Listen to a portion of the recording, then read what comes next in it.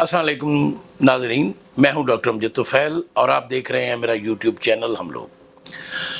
आज हम उसी मौजू पे बात करेंगे जो इस वक्त सारी दुनिया में गुफ्तगू का मौजू बना हुआ है। ईरान इसराइल तसादुम, कौन किसके साथ है, ईरान को किन किन मुल्कों की मदद हासिल है, इसराइल की पुश्तपनाही कौन सी ताकतें कर रही हैं, और इन सब से बढ़कर आने वाले दिनों में ये जंग क्या शक्ल इख्तियार कर सकती है, और फिर क्या ये जंग एटमी तसादम की शक्ल ले सकती है। ये हैं वो सवाल जो आज हर सोचने समझने वाले इंसान के ज़हन में आते हैं। तो हम इन सवालों पर ही आज के वीलॉग में बात करेंगे, लेकिन उससे पहले मेरी आपसे दरख्वास्त है कि आप इस चैनल को सब्सक्राइब कीजिए, लाइक कीजिए, बेल आइकन को प्रेस करें ताकि आपको हमारे वीलॉग्स मिलते रहें। नाज़रीन, इस वक्त ईरान और इसराइल लड़ाई का 5वां दिन है। ये लड़ाई इसराइल ने शुरू की है। इसराइल के दहशतनाक और दहशतगर्दी पर मबनी हमलों ने दुनिया को एक नाजुक सूरत-ए-हाल में धकेल दिया है। इसराइल, जैसा कि हम जानते हैं, एक ऐसा मुल्क है जिसे पहली जंग अजीम के बाद बरतानवी इस्तेमार ने बनाया था। फ्रांसीसी इस्तेमार भी इसका हामी था, और दूसरी जंग अजीम के बाद ये मुल्क अमरीकी इस्तेमार को विरासत में मिला है। तब से अब तक अमेरिका इसका सरपरस्त है, इसकी जायज़ नाजायज़ ख्वाहिशात की तकमील करता है। अमरीका के अंदर इसराइल अमेरिकन लॉबी एक ऐसा धड़ा है जिसके बारे में कहा जाता है कि वो अमेरिकन पॉलिसियों को चलाने में नहायत अहम किरदार अदा करते हैं। हो सकता है कि सूरत हाल ऐसी ही हो, लेकिन इसको देखने का एक दूसरा एंगल भी है। वो एंगल ये है कि मशरिक़ वुस्ता ना सिर्फ जोग्राफियाई एतबार से दुनिया का नहायत अहम खिता है, बल्कि तेल की दौलत से मालामाल होने और बहरी रूट्स के कल्ब में होने की वजह से इसकी अहमियत और बढ़ जाती। तो सेकेंड वर्ल्ड वॉर के बाद और उससे पहले भी बरतानवी और फ्रांसीसी इस्तेमार को इस खिते में एक ऐसी कॉलोनी की ज़रूरत थी जहां वो अपने कदम जमा सकें, जहां बैठकर वो पूरे मशरिक़ वुस्ता को कंट्रोल कर सकें। अब यही ज़रूरत अमरीकी इस्तेमार की है। 1948 में अपने क़याम से लेकर अब तक अमेरिका जिस तरह इसराइल की पुश्तपनाही करता रहा है, ऐसा किसी दूसरे मुल्क के साथ नहीं हुआ। इसमें हो सकता है कि अमेरिकन इसराइल लॉबी का भी हाथ हो। इसमें हो सकता है कि अचानक अमेरिकन के दिल में यहूदियों की या सहूनियों की मोहब्बत जाग पड़ी हो। लेकिन याद रखने की बात यह है कि आलमी सियासी मंजरनामा जो है उसमें मुफादात सबसे पहले आते हैं, बाकी चीज़ें बाद में चली जाती हैं। तो आज का इसराइल मशरिक़ वुस्ता में अमरीकी इस्तेमार का वो गढ़ है जिससे वो बाकी सबको कंट्रोल करता है। उर्दन, शाम, मिस्र, इराक, सऊदी अरब और फिर खलीजी रियासत। अगर आप थोड़ी सी इस पस मंज़र की और वजाहत चाहें तो मैं बताता हूँ कि 48 में जब इसराइल का क़याम अमल में आया तो ये एक ऐसा खित्ता था जिस पर यहूदी पूरी दुनिया से और ख़ास तौर पे मशरक़ी यूरोप से लाकर आबाद किए गए। उनकी ज़ुबान यहाँ की ज़ुबान नहीं थी, उनकी तहज़ीब यहाँ की तहज़ीब नहीं थी, उनकी नस्ली जड़ें इस ज़मीन में नहीं थी। हाँ, उसके पीछे एक बयानिया था, और वो बयानिया जो किताब मुक़द्दस में आया है, जेनेसिस जिसे कहा जाता है, और जिसमें लिखा है कि अल्लाह ने बनी इसराइल को यहाँ से फ़लस्तीन से लेकर और जो दरिया नील तक का इलाका है वो हिबा किया है, तोहफे में दिया।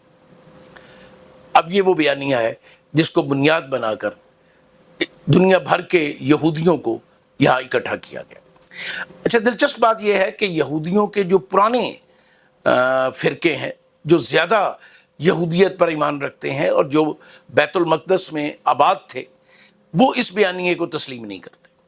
وہ کہتے ہیں کہ یہ ہمارا مذہبی بیانیہ نہیں ہے، یہ صہیونیوں کا مذہبی بیانیہ ہے جو انہوں نے ہم پر نافذ کیا ہے. اور وہ اسی لیے اس اسرائیل کے بھی خلاف ہیں، زائنسٹ پالیسیز کے بھی خلاف ہیں، اور اس وقت بھی ساری دنیا میں فلسطینیوں کے حق میں جو مظاہرے ہو رہے ہیں ان میں سب سے آگے آپ کو یہی یہودی نظر آتے ہیں. اب یہ دیکھیے کہ جب اسرائیل کا قیام ہو گیا اور عربوں اور اسرائیل کے درمیان کانفلکٹ آیا، تو عرب ممالک میں جو لوگ حکمران تھے وہ خاندان تھے جو برطانیہ اور فرانس کی مدد سے یہاں سلطنت عثمانیہ کے ٹکڑے ہونے کے بعد اقتدار میں آئے تھے. ان کا ساری طاقت جو تھی وہ برطانیہ اور فرانس کے پاس تھی. تو انہوں نے اس بات کے آگے سر جھکا دیا. اردن کا جو موجودہ شہنشاہ ہے، بادشاہ ہے، اس کے دادا نے یہاں اسرائیل کے قیام کی راہ ہموار کی تھی ترکوں کے ساتھ غداری کر کے اور یہاں برطانوی استعمار کی مدد کر کے. اس کے باپ نے اسرائیل کو تسلیم کیا تھا اور یہ اپنے چچا کا حق غصب کر کے بادشاہ بنا ہے. اور کن کی مدد سے بنا ہے؟ امریکنوں کی مدد سے. اس لیے اب وہ امریکہ کا بے دام غلام ہے اور اس میں کسی بھی سطح پر امریکن ڈیزائن کے سامنے کھڑے ہونے کی ہمت نہیں ہے. مصر کسی دور میں یہ بھی اس اسکیم کا حصہ تھا، لیکن پھر جمال عبد الناصر نے مصر میں شاہ فاروق کا تختہ الٹ دیا اور یہاں سوشلسٹ انقلاب آیا، جس کے بعد جمال عبد الناصر نے نہر سویز پہ بھی قبضہ کیا، اسرائیل کے ساتھ لڑائی بھی کی، بلکہ بیک وقت برطانیہ، فرانس اور اسرائیل سے لڑائی کی، نہر سویز کو آزاد کرایا، مصر کی حاکمیت بحال کی. پھر جو 73 میں عرب اسرائیل جنگ ہوئی اس میں اس نے اپنا علاقہ واپس لیا اور پھر انور السادات کو مجبور کیا گیا، یا وہ مجبور ہو گئے عالمی سیاست میں کہ وہ اسرائیل کے ساتھ امن معاہدہ کر لیں. اس امن معاہدے کو مصریوں نے کبھی قبول نہیں کیا. انور السادات کو جان سے جانا پڑا. اس کے بعد حسنی مبارک آئے، لمبے عرصے تک نافذ رہے. ایک ڈکٹیٹرشپ جو جمال عبد الناصر سے شروع ہوئی تھی، انور سادات سے ہوتے ہوئے حسنی مبارک تک آئی.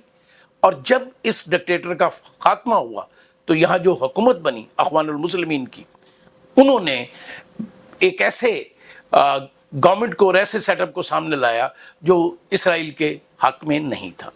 اس لیے مرسی کے خلاف فوجی بغاوت کرائی گئی، مرسی کو اقتدار سے ہٹا دیا گیا، اخوان المسلمین کے ہزاروں لوگوں کو قید و بند میں ڈالا گیا، شہید کیا گیا. اور پھر ظاہر ہے کہ اب جو ایک ڈکٹیٹر مصر کے تخت پہ بیٹھا ہے اس کے پیچھے بھی ساری طاقت امریکہ کی ہے. اس میں بھی اتنی سخت نہیں ہے کہ وہ امریکن ڈیزائن کو نو کہہ سکے. اس سے آگے آ جائیے تو عراق ہے. عراق میں جب تک صدام حسین تھا اس وقت تو اس میں کچھ سکت تھی، لیکن پہلے ان عرب ملکوں نے مل کے اسے ہلا شیری دی کہ وہ ایران پہ چڑھ جائے. جب ایران میں اسلامی انقلاب آیا ہے اس کے نتیجے میں دونوں ملکوں میں سخت لڑائی ہوئی. امریکہ اس جنگ میں پوری طرح عراق کا ساتھ دے رہا تھا کیونکہ وہ ایران کو تباہ کرنا چاہتا تھا. ایران اس تباہی سے بچ گیا، اپنے آپ کو بچانے میں کامیاب رہا. لیکن پھر وہی صدام حسین جو امریکہ کا چہیتا تھا، امریکی ڈیزائن کی بھینٹ چڑھا. اب عراق کے اندر ایک ایسی حکومت ہے جو برائے نام ہے، جس میں کوئی سکت نہیں ہے. وہ امریکی ڈیزائنز کو ریزسٹ کرنے کی بالکل پوزیشن میں نہیں ہے. کوئی عراق کی فوج نہیں ہے اور نہ اس کی کوئی ایسی ملٹری پاور ہے جو اسرائیل اور امریکہ کو روک سکے. سعودی عرب میں عملاً MBS کی حکومت ہے. MBS اپنے عزائم میں بالکل واضح ہے. وہ سعودی عرب کو ماڈرنائز کرنا چاہتا ہے. وہ سعودی عرب کو ایک ایسی ریاست بنانا چاہتا ہے جس میں 2 شہر تو مقدس ہوں، اس کے علاوہ باقی سارا سعودیہ جو ہے وہ ماڈرنائز ہو جائے. اور یہ جانتے ہیں کہ یہ ساری اسکیم اسے امریکنز نے دی ہے، زائنسٹوں نے دی ہے، اور وہ ان کے اوپر مکمل طور پہ عمل کر رہا ہے. میں نے ایک بڑی عجیب و غریب دیکھی ویڈیو کہ صدر ٹرمپ جو ہے وہ تقریر کر رہا ہے اور اس کے سامنے بیٹھے ہوئے جو عرب ہیں ان میں ان کے لباس سے لگ رہا ہے کہ وہ عرب ہے اور ان میں ایم بی ایس بھی شامل ہے، وہ انہیں کھڑے ہونے کے لیے کہتا ہے، باقی کھڑے ہو جاتے ہیں، ایم بی ایس نہیں ہوتا تو پھر وہ کہتا ہے دوبارہ کہ اسٹینڈ اپ، اور ایم بی ایس اس طرح کھڑا ہو جاتا ہے جیسے کوئی پالتو نوکر کھڑا ہوتا ہے۔ تو اگر امریکہ کے سامنے ان عرب حکمرانوں کی، عرب شہزادوں کی، عرب بادشاہوں کی یہ اوقات ہے تو اس سے کیسے ہم یہ تصور کر سکتے ہیں کہ یہ کسی امریکی، اسرائیلی یا زائنسٹ ڈیزائن کی مخالفت کر سکتے ہیں؟ اور پھر فلسطین، وہ چھوٹا سا فلسطین جس کی آدھی آبادی جو ہے ملک بدر ہو چکی ہے، آدھی آبادی شہید ہو چکی ہے، زخمی ہو چکی ہے، لیکن وہ ڈٹے ہوئے ہیں، وہ اپنے محاذ پہ ڈٹے ہوئے ہیں اور وہ کسی طرح پیچھے ہٹنے کو تیار نہیں۔ اور 7 اکتوبر 2023 کے بعد، 7 اکتوبر 2023 سے کے بعد اب تک جو کچھ اسرائیل ان کے ساتھ کر چکا ہے، اس کے بعد بھی وہ ہتھیار پھینکنے پہ آمادہ نہیں ہے۔ یہ ایک ایسی ریزسٹنس ہے جس نے اسرائیل کے غیر انسانی، غیر اخلاقی اقدامات کو پوری دنیا میں ننگا کر دیا ہے۔ اور ہم دیکھتے ہیں کہ اس وقت عالمی ضمیر اسرائیل اور زائنسٹوں کے ساتھ نہیں کھڑا، امریکی صدر ٹرمپ کے ساتھ نہیں کھڑا، G7 کے ساتھ نہیں کھڑا، وہ فلسطینیوں کے ساتھ کھڑا ہے۔ لبنان جسے بار بار اسرائیلی جارحیت کا سامنا کرنا پڑا ہے، آج ہم دیکھتے ہیں کہ جب ایرانی میزائل لبنان کے اوپر سے گزرتے ہوئے اسرائیل کی طرف جاتے ہیں تو وہاں لوگ خوشی کے شادیانے بجاتے ہیں۔ اب ذرا آ جائیے آگے ایران کی طرف، یمن کی طرف، جو اس وقت ریزسٹنس کے سمبل ہے۔ کہا جاتا ہے کہ ایران نے بہت سی پراکسیز بنائی تھی جس میں حماس تھی، حزب اللہ تھی، شام کا ذکر ہم کریں گے کہ کیسے اس میں بشار الاسد کو نیوٹرلائز کیا گیا، وہاں رجیم چینج کی گئی۔ ہم یہاں کسی آدمی کے اقدامات کو جسٹیفائی نہیں کر رہے، ہم یہ نہیں کہہ رہے کہ بشار الاسد کو بڑا ڈیموکریٹ، انسانیت نواز آدمی تھا، لیکن وہ زائنسٹوں کی راہ میں ایک رکاوٹ تھا، وہ جیسا بھی تھا۔ اور اس کے بعد جو آیا ہے وہ IS کا آدمی ہے، اور IS کے بارے میں میرا یقین ہے، پہلے دن سے یقین ہے کہ یہ امریکن CIA کی بنائی ہوئی تنظیم ہے، اس لیے کہ اس تنظیم کو مسلمانوں کے ساتھ لڑنا تو یاد ہے، اس تنظیم کو یہ تو پتہ ہے کہ یہ فلاں فرقے سے تعلق رکھتے ہیں اور یہ صحیح مسلمان نہیں ہے، لیکن شام میں لڑتے ہوئے چند قدم کے فاصلے پر جو اسرائیل تھا اور اس میں بسنے والے زائنسٹ تھے جو ناجائز قابض تھے اس ملک کے اندر، کیا وہ اسلام کے دائی تھے؟ لیکن ISI کو اپنے قیام سے لے کر آج تک اسرائیل سے لڑنے کے کبھی سوچا بھی نہیں۔ اور پھر ہم دیکھتے ہیں کہ جب اس آدمی کو انسٹال کیا گیا ایک بڑا سافٹ سا فیس بنا کے جو ISI میں رہا تھا، اور پھر کہتے ہیں کہ جی یہ امریکن قید میں بھی رہا تھا، قید میں رہا تھا یا اسے پروٹیکشن دی گئی تھی تاکہ بچا کے کسی وقت انسٹال کیا جا سکے، تو وہ کہتا ہے کہ جی ہمارا اسرائیل سے کوئی تصادم نہیں ہے۔ ہاں، آپ کا تصادم اسرائیل سے نہیں ہے، آپ کا تصادم مسلمانوں سے ہے، کیونکہ آپ کو بنایا ہی زائنسٹوں نے اس لیے ہے کہ آپ مسلمانوں سے لڑ سکیں۔ تو یہ وہ صورتحال ہے جس میں ہم دیکھتے ہیں کہ اس وقت ایران اکلوتا ریزسٹنس سمبل ہے اگینسٹ اسرائیل، زائنسٹ اور امریکی استعمار کے۔ اب ہم دیکھتے ہیں کہ یہ جو لڑائی ہے جو اس وقت شروع ہے، یہ لڑائی 5 دن کی لڑائی نہیں ہے، یہ اس سے پہلے بھی ہوتی رہی ہے، اور دونوں سائیڈز اپنے اپنے انداز میں ایک دوسرے پر حملے کرتے رہے۔ اس بار لگتا ہے کہ اسرائیلیوں نے امریکہ کی پوری مدد کے ساتھ، برطانیہ، فرانس اور جرمنی کی پوری مدد کے ساتھ ایک پلان بنایا۔ یہ پلان اس سے ملتا جلتا تھا جیسا شام میں نافذ کیا گیا۔ شام میں اسد کے، بشار الاسد کے جرنیل خریدے گئے تھے، اس لیے ایک دم ہم دیکھتے ہیں کہ وہ شامی فوج جو 14 سال سے ریزسٹ کر رہی تھی، وہ چند دن ریزسٹ نہیں کر سکی اور گر پڑی۔ اسی طرح کی ایک سازش تیار کی گئی تھی ایران کے اندر۔ ایران میں جاسوسی نیٹ ورک بنائے گئے تھے، ایران کے اندر کچھ چیزیں پہنچائی گئی تھی تاکہ ایران کے جو ڈیفنس سسٹم ہے ان ریڈاروں کو جام کیا جا سکے. جو ایران کی مسلح افواج کے پاسداران انقلاب کے انٹیلیجنس کے اٹامک سائنسدانوں کے ایڈریسز تھے ان کو ٹریس کر کے ان کے قریب چیزوں کو انسٹال کر کے یہ سمجھا گیا تھا کہ جب یہ حملہ ہوگا اور ایک دم ان سب کا صفایا ہو جائے گا تو ایرانی عوام سڑک پر نکل آئیں گے. کیا بات ہے. یہ زائنسٹ، یہ اسرائیلی، یہ امریکی استعمار کے پلانرز کیسی عمدہ پلاننگ کرتے ہیں اور یہ سمجھتے ہی نہیں ہیں کہ کسی قوم کی اپنے وطن کے ساتھ محبت کیا ہوتی ہے. ایران ایک بڑی قوم ہے، ایک بڑی تہذیب ہے. یہ جو ایرانی رجیم ہے اس کے اوپر آپ کو 10 اعتراضات ہو سکتے ہیں، اس کے مذہبی ہونے پہ آپ سوال کر سکتے ہیں، لیکن یہ رجیم وہاں کے لوگ لائے ہیں. اس رجیم کے پیچھے اس وہاں کی عوام ہے. اس لیے جب اسرائیل کا حملہ ہوا اندر سے بھی بغاوت ہوئی چھوٹی سی جس کو ایرانیوں نے سکسیسفلی قابو کر لیا، لیکن لوگ ایرانی حکومت کے خلاف باہر نہیں آئے.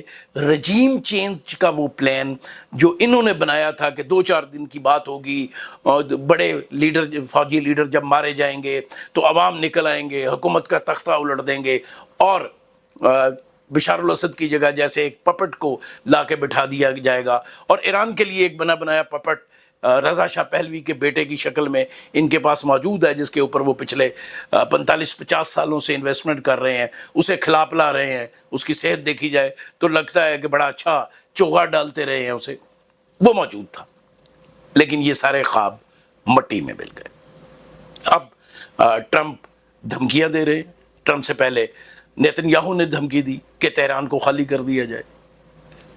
ٹرمپ نے دھمکی دی کہ تہران خالی کر دیا جائے ورنہ بہت برا ہو جائے گا. پھر وہ کہتا ہے کہ ایران اٹامک ڈیل سائن کر دے ورنہ بہت نقصان ہوگا. تو بھائی اب ٹرمپ اس میں شامل نہیں ہوا، ٹرمپ پہلے دن سے اس میں شامل ہے. اور اسرائیل جو کچھ کر رہا ہے وہ امریکہ کی بیکنگ سے کر رہا ہے، بلکہ امریکن اس سے کروا رہے ہیں. لیکن ایران نے اس ساری صورتحال کے سامنے ہتھیار ڈالنے کی کوئی سوچ پیدا نہیں کی. انہوں نے مقابلہ کیا ہے. اب یہ کہ آپ کہہ لیجئے کہ وہ اتنا نقصان اسرائیل کا نہیں کر سکے جتنا ان کا ہو گیا. کہا جا رہا ہے کہ ابھی تک کوئی 600-700 لوگ شہید ہوئے ہیں ایران میں، کوئی 1400 لوگ زخمی ہوئے ہیں. اس کے مقابلے میں اسرائیلی کیجویلٹیز جو ہیں وہ کوئی 250 کے قریب ہیں، 600 کے قریب زخمی ہیں. ایران میں فوجی تنصیبات کو نقصان پہنچا ہے، ایٹمی تنصیبات کو نقصان پہنچا ہے. ایرانی فضائیہ عملاً جو ہے وہ بالکل مفلوج ہے. اس کے مقابلے میں اسرائیلی فضائیہ بار بار اٹیک کر رہی ہے.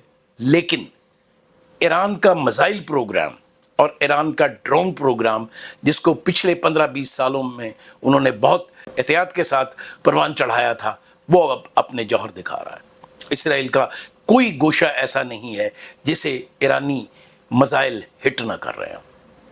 بات یہ ہے کہ جنگ میں نقصان دونوں کا ہوتا ہے، کسی کا کم ہوتا ہے کسی کا زیادہ ہوتا ہے.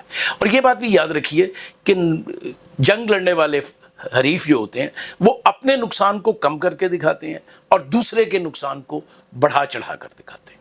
اب انٹرنیشنل میڈیا یہ بات کر رہا ہے کہ اسرائیلی ان جگہوں پر انٹرنیشنل میڈیا کو نہیں جانے دے رہے جہاں ایرانی میزائل ہٹ کر رہے ہیں. میڈیا کے اوپر یہ پابندی یہ بتاتی ہے کہ سب اچھا نہیں ہے. اسرائیل میں بار بار سائرن بجتے ہیں، بار بار لوگ شیلٹرز کی طرف جاتے ہیں اور پھر زوردار دھماکوں کی آوازیں اور آگ اور گری ہوئی عمارتیں بتاتی ہیں کہ اسرائیل بھی قیمت ادا کر رہا ہے. اور یہ سب جانتے ہیں کہ اسرائیل یہ قیمت زیادہ عرصے تک ادا نہیں کر سکتا.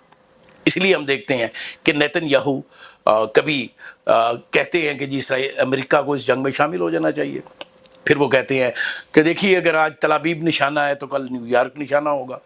بھائی اگر تل ابیب نے تہران پر حملہ کیا ہے اور اس کے جواب میں نشانہ بنا ہے تو پھر اگر نیو یارک تہران پہ حملہ کرے گا تو وہ بھی نشانہ بنے گا.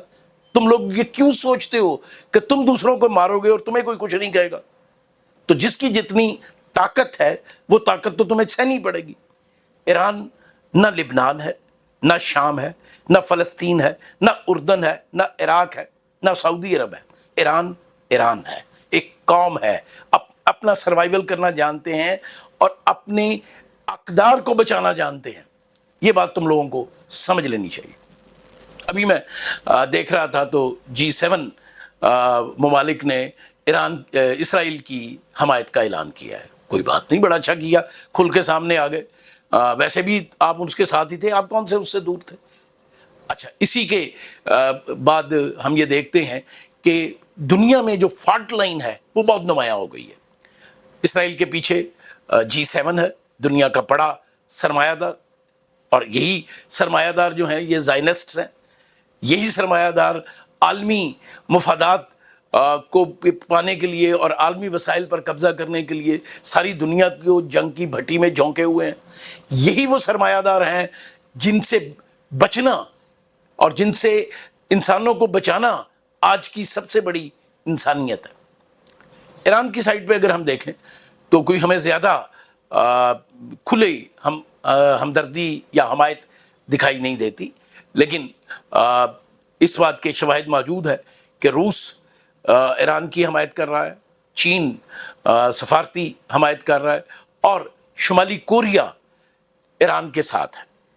اب یہ ظاہر ہے کہ یہ وہ اتنے طاقتور ملک نہیں ہیں جتنے طاقتور ملک G7 ہیں۔ تو یہ تو آج کا منظرنامہ ہے۔ ایران اور اسرائیل دونوں ایک دوسرے پر حملے کر رہے ہیں۔ ایرانیوں نے بالکل واضح طور پہ کہا ہے کہ جنگ اور مذاکرات ایک ساتھ نہیں ہو سکتے۔ جب تک ہم اسرائیل سے بدلہ نہیں لے لیں گے، اس نے جو حملہ کیا تھا اس کا کفارہ نہیں ہو جائے گا، اس کو ہم سبق نہیں سکھا دیں گے، ہم مذاکرات نہیں کریں گے۔ اٹ مین کہ ایرانیوں نے طے کر لیا ہے کہ وہ زائنسٹوں کے سامنے، عالمی سرمایہ داری کے سامنے سر نہیں جھکائیں گے، وہ لڑیں گے۔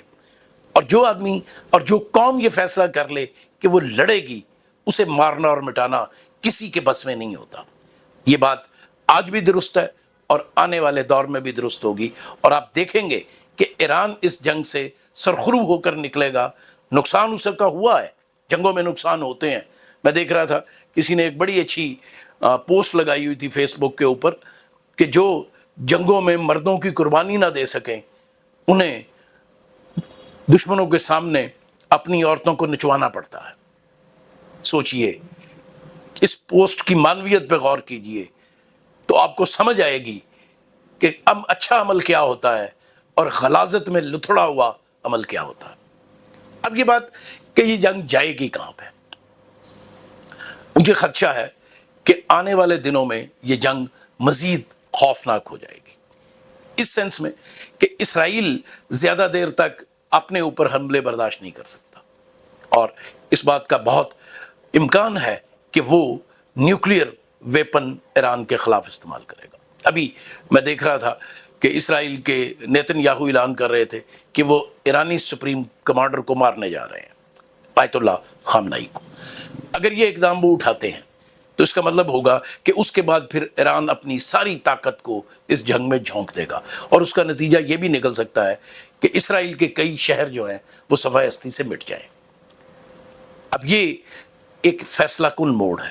اس فیصلہ کن موڑ پہ ایرانیوں کے پاس بھی پیچھے ہٹنے کا کوئی آپشن موجود نہیں ہے، اور اسرائیلیوں کے پاس بھی پیچھے ہٹنے کا کوئی آپشن موجود نہیں ہے۔ دونوں اس جگہ آ گئے ہیں کہ جہاں ڈو اینڈ ڈائی کی صورتحال ہے۔